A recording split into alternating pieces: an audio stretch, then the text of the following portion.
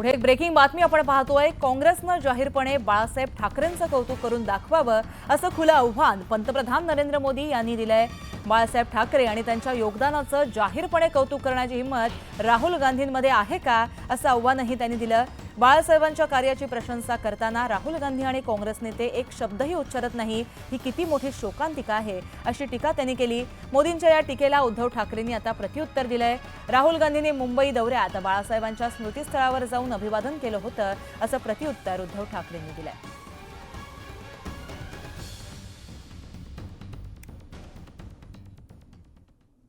बाळासाहेब ठाकरे का योगदान अतुलनीय है, लेकिन कांग्रेस के नेताओं के मुंह से बाळा साहब की प्रशंसा भी उसके लिए एक शब्द नहीं निकलता है। मैं अघाड़ी में कांग्रेस के दोस्तों को यह भी चुनौती देता हूं, वो कांग्रेस के नेताओं से, युवराज के मुंह से बाळा साहब ठाकरे की, उनकी विचारधारा की सार्वजनिक रूप से प्रशंसा करके दिखाएं।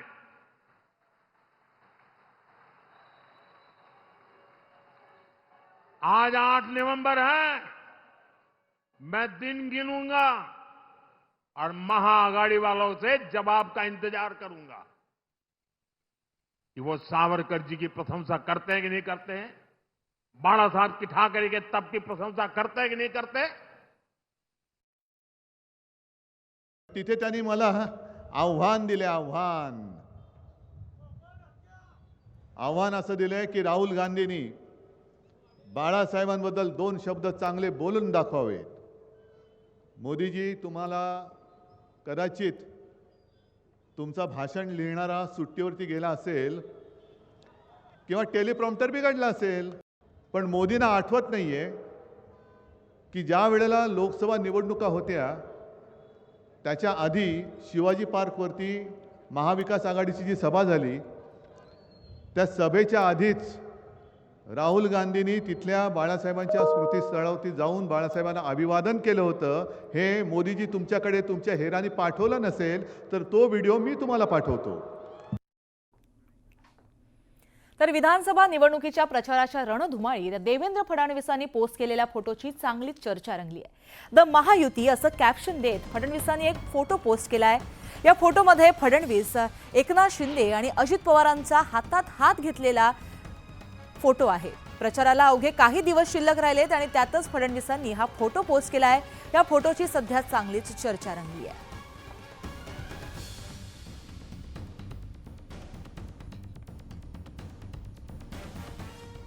तर मुख्यमंत्री एकनाथ शिंदेंकडून विधानसभा निवडणुकीच्या तोंडावर वेगानं प्रचाराला सुरुवात झाली आहे। याच पार्श्वभूमीवरती मुख्यमंत्री शिर्डी आणि जालन्यात जाहीर सभा घेणार आहेत। शिर्डीतील श्रीरामपूर मतदारसंघामध्ये शिवसेनेचे उमेदवार भाऊसाहेब कांबळे यांच्यासाठी मुख्यमंत्री जाहीर सभा घेणार आहेत। या सभेनंतर नेवासामध्ये शिवसेनेचे उमेदवार विठ्ठलराव लंघे यांच्यासाठी सुद्धा मुख्यमंत्र्यांची सभा असेल।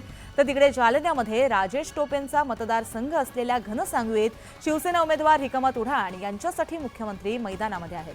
तर दुपारी ही जाहीर सभा पार पडणार आहे। दरम्यान यानंतर मुख्यमंत्री एकनाथ शिंदेंची जालन्यातील आझाद मैदानात सभा पार पडणार आहे।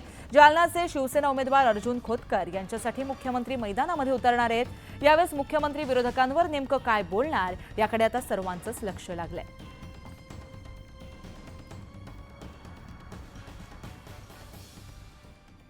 शरद पवार आज जळगाव जिल्ह्यामध्ये येणार असून या दरम्यान त्यांच्या 4 ठिकाणी जाहीर सभा पार पडतील। यामध्ये जामनेर, एरंडोल, मुक्ताईनगर आणि धरणगाव या ठिकाणी त्यांची जाहीर सभा होणार आहे। जळगाव जिल्ह्यातील 11 मतदारसंघापैकी महाविकास आघाडीच्या शरद पवार गटाला सुटलेल्या जागांवर शरद पवार यांच्या सभेचं आयोजन करण्यात आलंय।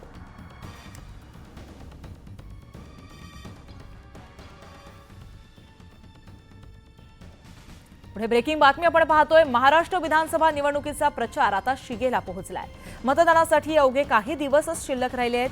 त्यात 2 दिवस आधीच प्रचार संपणार असल्यामुळे सर्वच राजकीय पक्षांनी प्रचार सभा, प्रचार फेऱ्या व बैठकांचा धडाका लावलाय। त्यात उद्धव ठाकरे आज जळगाव आणि वाशिमचा दौरा करणार आहेत।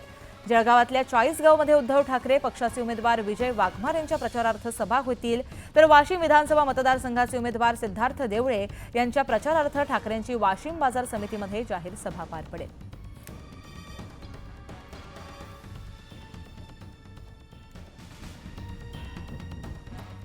तर अमित ठाकरे यांच्या प्रचारासाठी प्रभादेवीत राज ठाकरेंची सभा पार पडली. यावेळी त्यांनी ठाकरे गटाचा चांगला समाचार घेतला. आदित्य ठाकरेंविरोधात उमेदवार दिला नाही, भविष्यात त्यांनी अमित विरोधात उमेदवार देऊ नये अशी अपेक्षा होती.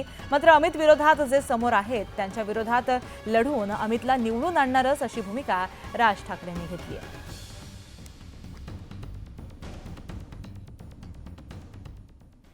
ज्यावेळेला उद्धव आजारी पडला त्यावेळेला पहिल्यांदा गाडी घेऊन मी स्वतः गेलो होतो तिथे. मी अलिबागला होतो म्हणून बाळासाहेबांचा मला फोन आला, अरे तुला कळलं का असं असं झालंय. म्हटलं हो मी निघालोय. म्हटलं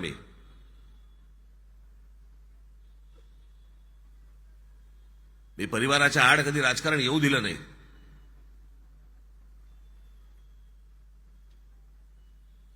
इथे वरळीला देखील ज्यावेळेला आदित्य ज्यावेळेला उभा होता गेल्या वेळेला 37-38 हजार मतं आहेत तिकडे महाराष्ट्र नवनिर्माण सेनेची. पण म्हटलं आमच्या कुटुंबातला पहिला एक माणूस उभा राहतोय, मी तिथे उमेदवार टाकणार नाही. आणि हे माझ्या मनातनं आलेली गोष्ट होती ती. काय मी कोणाला फोन नाही केला की मी टाकत नाहीये, पुढच्या वेळेला मला सांभाळून घ्या. असल्या फालतू भिका नाही मी मागत. तुमची एक अपेक्षा असेल की मी समोरचे उमेदवार उभे आहेत त्यांच्याबद्दल काही बोलावं, मला नाही वाटत मी काही बोलावं. बोलण्यासारख्या खूप गोष्टी आहेत, खरंच खूप गोष्टी आहेत. पण जो कोणाचाच नाही राहिला त्याच्याबद्दल काय आपण बोलायचं.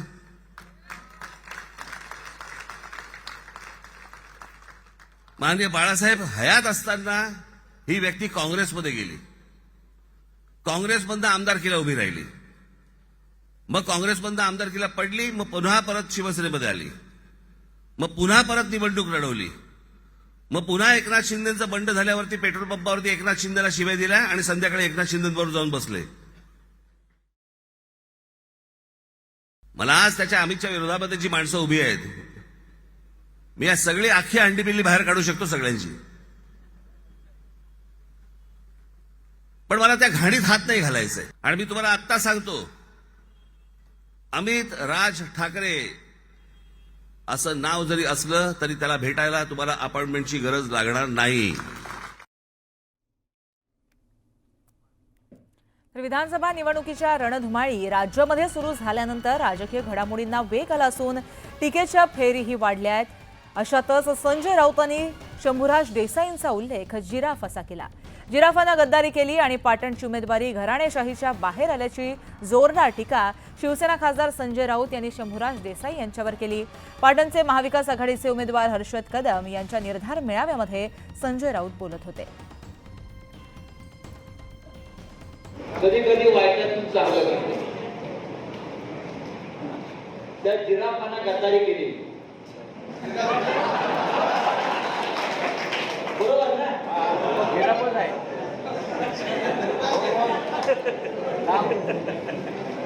सलामला काय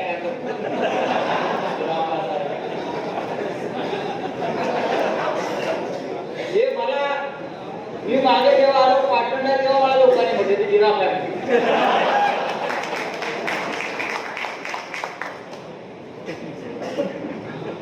वाईटातून चांगलं कसं घडतं? बेईमानी केली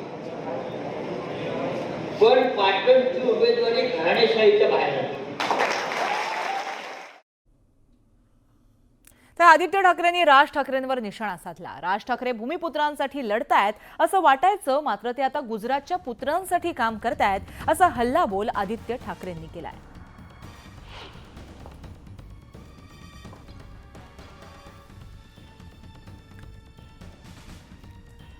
काय की एकमेकांच्या वतीने भाजप आणि मनसेनी बोलू नये, मी त्यांच्यावर वैयक्तिक कधी बोलत नाही. पण एक भीतीदायक गोष्ट हीच आहे की जी मनसे आम्हाला वाटायचं की महाराष्ट्रातल्या भूमिपुत्रांसाठी लढते, ती आता गुजरातच्या भूमिपुत्रांसाठी लढायला लागलेली आहे. तुम्ही ज्या मोदी साहेबांनी महाराष्ट्रातून उद्योग मोठे नेले गुजरातला, ज्या महाराष्ट्रातल्या तरुणांच्या नोकऱ्या नेल्या गुजरातला, त्याच मोदी साहेबांना मनसेनी बिनशर्त पाठिंबा दिला होता आणि त्याच भाजपला पाठिंबा दिला ज्यांनी महाराष्ट्रातलं राजकारण आज घाणेरडं केलेलं आहे, गलिच्छ केलंय आणि गढूळ केलेलं आहे. तर माहीम विधानसभा मतदारसंघामध्ये तिरंगी लढत होते. माहीम मतदारसंघातील जनता अद्यापही मूलभूत सुविधांपासून वंचित असल्याचा आरोप मनसे उमेदवार अमित ठाकरेंनी केला. अमित ठाकरेंच्या आरोपाला शिवसेना उभाटा उमेदवार महेश सामंतांनी प्रत्युत्तर दिलं. अमित ठाकरेंना गांभीर्याने घेण्याची गरज नाही असा टोला त्यांनी लगावलाय. मुंबई ही मला वाटतं देशाची आर्थिक राजधानी आहे. त्याहून माहीम एवढा सुसंस्कृत अभ्यासू असा परिसर म्हणून ओळखला जातो. त्याच्यात पाणी ही आपली समस्या आहे. आपण ह्या मुद्द्यांवर निवडणूक लढतोय. आपले पोलीस बांधव असतील, मला वाटतं एकदा त्यांची घरं जाऊन बघा. जे आपल्या मुंबईला सुरक्षित ठेवतात, जे आपल्या महाराष्ट्राला सुरक्षित ठेवतात, त्यांचे घरं बघा जाऊन. बिचारे काय मागतात ते? त्यांचे स्लॅब्स पडतात, बिल्डिंग कोसळायला आलेत, ते ज्यांची सुरक्षा करतात ते असुरक्षित आहेत. अमित ठाकरेला काय कळते काय राजकारणातला? त्यामुळे त्या प्रश्नाकडे आणि त्या उत्तराकडे ते काय बोलतात ते त्यांच्याप्रमाणे बालिश आहे. तो काही बोलू शकतो. 12 वर्ष राजकारणात कोण? अरे राजकारण तो 12 का आम्ही बोलू, चला जन्म झाल्यापासून तो राजकारणात. तर श्रीकांत शिंदेंनी ठाकरे गटावर जोरदार हल्लाबोल केला. ठाकरे गट पूर्णपणे काँग्रेसवर अवलंबून आहे. जी काँग्रेसची वोट बँक आहे तीच उबाटाची वोट बँक आहे. मात्र जेव्हा आघाडीत बिघाडी होईल तेव्हा सत्य स्थिती समोर येईल असा टोला श्रीकांत शिंदेंनी लगावला. अंबरनाथ विधानसभा क्षेत्रातील उल्हासनगरमध्ये महायुतीचे उमेदवार डॉक्टर बालाजी किनीकर यांच्या प्रचारार्थ जाहीर सभेचं आयोजन करण्यात आलं होतं. या जाहीर सभेत महायुतीचे स्थानिक नेते आणि खासदार श्रीकांत शिंदे उपस्थित होते.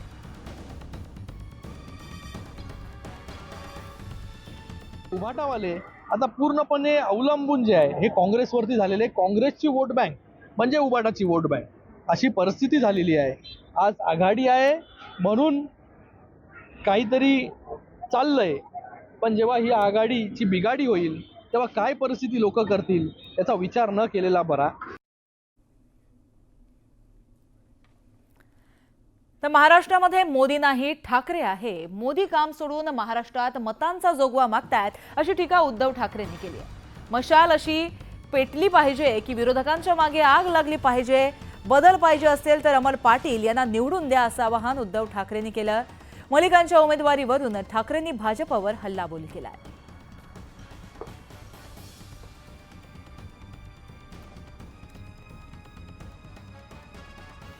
दुसऱ्याची घरं पेटून द्यायची, दुसऱ्याच्या घराच्या होळ्या पेटवायच्या आणि आपल्या पोळ्या भाजायच्या, हे असे नतद्रष्ट भाजपवाले, त्यांना मी लाथ घातली म्हणून आता त्यांच्या पोटात दुखते. ना भाडकावपेक्षा आज मला आणखीन एक क्लिप आली. आपलाच एक जिल्हा प्रमुख आहे, मला वाटतं सातारा सांगलीचा असेल, त्यांनी छान म्हटलंय, भाजपा म्हणजे भामटा जगला पाहिजे. भामटा जगला पाहिजे. सगळे भामटे एकत्र केलेत. ये मोदी गॅरंटी आहे. मग मोदीजी, तुम्ही जसं मला आव्हान देता तसं मी तुम्हाला आव्हान नाही देत. तुम्ही फार मोठे आहात, विश्वगुरू आहात. आम्ही कोण? आम्ही आपली साधी माणसं. अशाच काही राजकीय घडामोडी आपल्याला पाहायच्या आहेत, पण आता वेळ झाली एका छोट्याशा विश्रांतीची. तुम्ही कुठेही जाऊ नका, पाहत रहा न्यूज 18 लोकमत.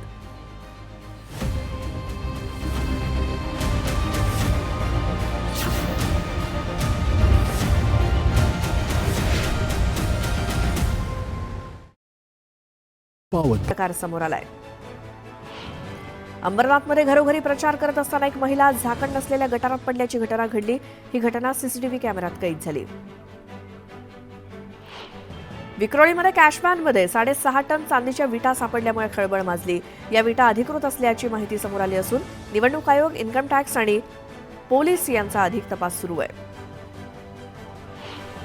निवडणुकीचं काम नाकारणाऱ्या कर्मचाऱ्यांवर कारवाई करावी असे निर्देश ठाण्याचे जिल्हाधिकारी तथा जिल्हा निवडणूक निर्णय अधिकारी अशोक शिंगारे यांनी दिलेत. मतदानाचा टक्का वाढवण्यासाठी शालेय विद्यार्थ्यांचाही हातभार लागणार आहे.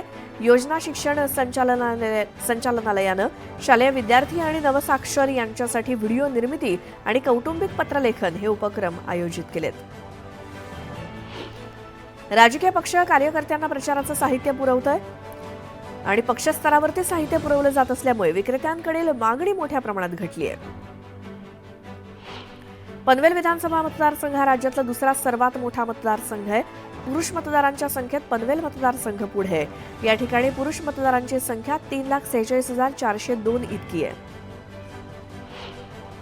परराज्यातून होणारी लसणाची आवक कमी झाली आहे. लसणाच्या दरात वाढ झाली असून अन्य फळभाज्यांचे दर स्थिर असल्याची माहिती व्यापाऱ्यांनी दिली. घाऊक बाजारात 10 किलो लसणाला प्रतवारीनुसार 2,000 ते 3,700 रुपये दर मिळाला आहे. कोथिंबीर, मेथी या पालेभाज्यांच्या दरात घट झाली आहे. कांदापात, पुदिना, राजगिरा, चुका आणि चवळीचे दर स्थिर असल्याची माहिती व्यापाऱ्यांनी दिली.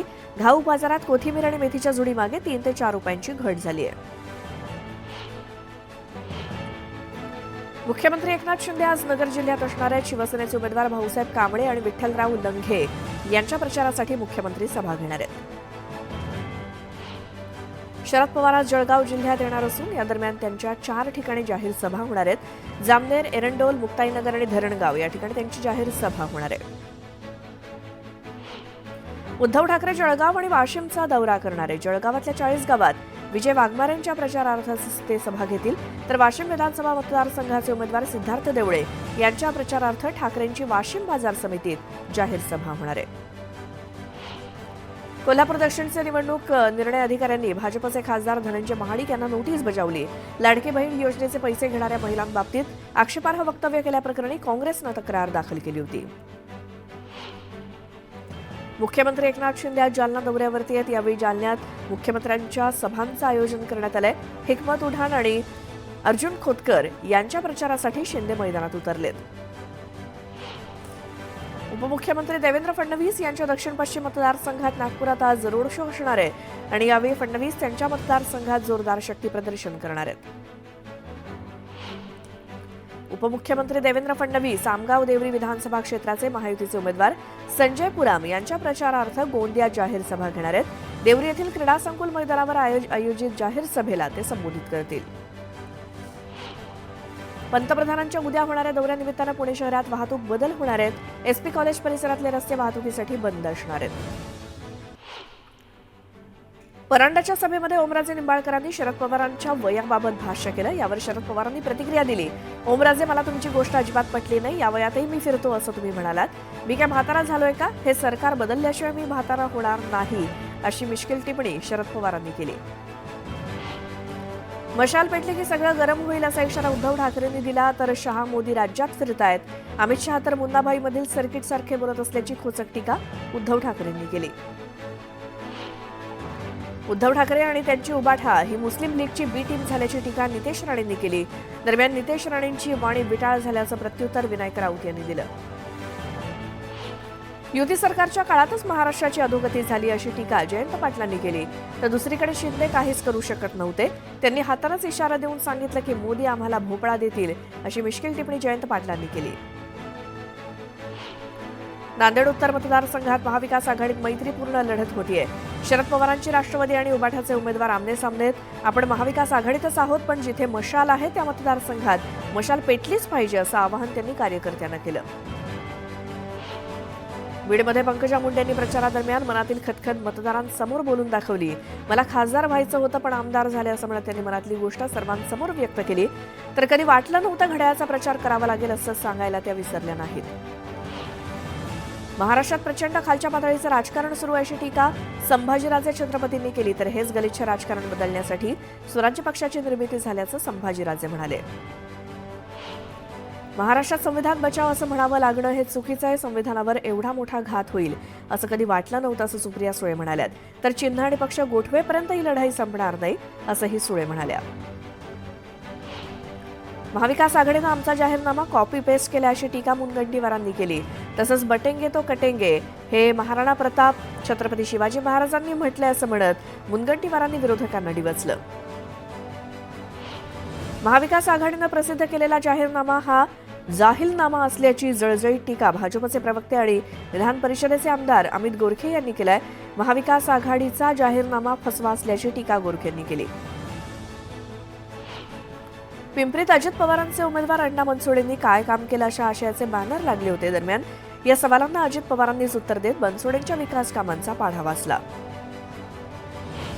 काँग्रेसनं 60 वर्षात जे काम केलं नाही ते मोदी सरकारनं 10 वर्षात केल्याचं नितीन गडकरी म्हणाले. उमरखेड इथे झालेल्या प्रचार सभेत ते बोलत होते. हा तर फक्त ट्रेलर आहे, पिक्चर अभी बाकी आहे असं म्हणत त्यांनी काँग्रेसवर हल्लाबोल केला. तुम्ही हातात संविधान घेऊन फिरताय, पण संविधान आमच्या डोक्यात आहे, अशी खोचक टीका नवनीत राणा यांनी राहुल गांधींचं नाव न घेता केली. लाडकी बहीण योजना सगळ्यात आधी मध्य प्रदेशात शिवराज मामांनी सुरू केली असं अनिल बोंडे म्हणाले. तर दुसरीकडे देवेंद्र फडणवीस पुन्हा मुख्यमंत्री झाले तर 2100 रुपये नाही तर महिलांना 3000 रुपये प्रति महिना सुरू करावेत अशी इच्छा असल्याचं अनिल बोंडे म्हणाले.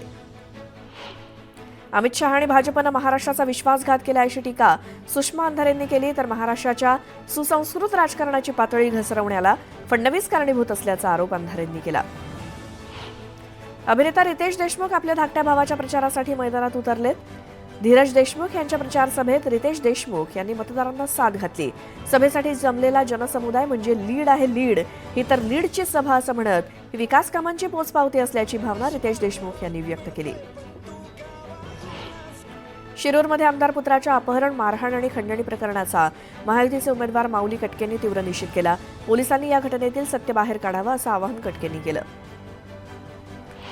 महाविकास आघाडीतील ठाकरे पक्षाचे उमेदवार संजय कदम यांनी दापोली विधानसभा मतदारसंघातील मंडणगडमध्ये प्रचार रॅली काढली. यावेळी कार्यकर्त्यांनी जोरदार घोषणाबाजी केली. या रॅलीत उद्योजक सदानंद कदम देखील सहभागी झाले होते. प्रकाश आंबेडकरांनी राहुल गांधींवर खालच्या शब्दात टीका केली. तर नवीन विधानसभा गठीत झाल्यानंतर ओबीसींचं आरक्षण लांबणीवर टाकलं जाणार असल्याचं आंबेडकर म्हणाले. वंचितला साथ द्या आणि आरक्षण वाचवा असं आवाहन प्रकाश आंबेडकरांनी केलं. कर्जतचे उमेदवार महेंद्र थोरवे पुन्हा एकदा वादात सापडलेत. महेंद्र थोरवेंनी विरोधी कार्यकर्त्याला धमकी दिली आहे. मनोहर पाटील हे मोटरसायकलवरून प्रवास करत असताना त्यांना आमदार थोरवे यांनी खालच्या पातळीवर टीका करत शिवीगाळ केली. आष्टीत 1 घड्याळ आणि 1 कमळ आलंय, पण बीडच्या आष्टीमध्ये मी कमळाचा प्रचार करणार असं पंकजा मुंडे म्हणाल्या. छत्रपती मालोजीराजे आणि मधुरिमा राजे पुन्हा राजकारणात सक्रिय झालेत. काँग्रेस पुरस्कृत उमेदवार राजेश लाटकर यांच्या प्रचारासाठी ते मैदानात उतरलेत आणि कार्यकर्ता मेळावा घेत त्यांनी मतदारांना आवाहन केलं.